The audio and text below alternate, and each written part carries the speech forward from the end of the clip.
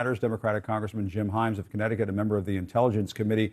Congressman, thanks so much for being with us. When you look at these poll numbers and the new details in this Bob Woodward and Robert Costa book, how much danger was American democracy in at that point in facing in the final days of the Trump presidency? Well, it was in profound danger. I mean, I'm here to tell you that as somebody who was in the chamber on January 6th, and the insurrectionists who attacked the Capitol are only the tip of the spear. And frankly, they're the piece of this that I worry about least. What I worry about is that the former president, President Trump, to this day continues to cause a significant percentage of Americans to believe that the election was stolen from him without a single fact, without a single piece of evidence to back that up. And every time the president says that, of course, that's another little chink taken out of the foundation of our democracy. It was terribly disappointing to read that Mike Pence, who I always thought was one of the good guys here. I don't agree with Mike Pence on much, but I thought he was one of the good guys, that he was working so hard, to try to figure out a way to do what Donald Trump wanted him to do, even though Mike Pence knew and had, constant access to the incompetence, to the corruption, to the disregard for the Constitution that was the presidency of Donald Trump, that Mike Pence was actually working really hard to figure out how to help in this, what would have amounted to a coup. It's very, very disappointing.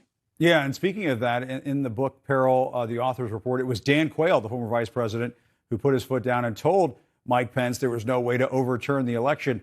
Who would have thought that Dan Quayle was going to save the day in all of this? What did you make of that revelation?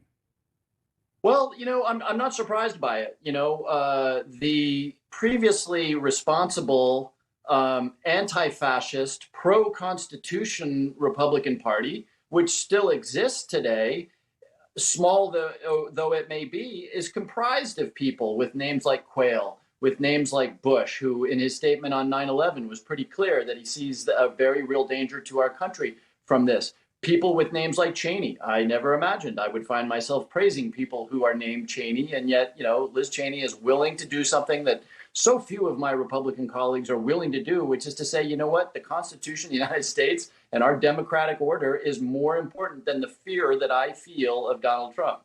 Congressman, this new CNN poll, it's troubling. The immediate crisis of January 6th may be over, but this polling shows Americans still fear a future where an election could be overturned. How concerning is that? Do you see steps happening now that would make that nightmare scenario a real possibility?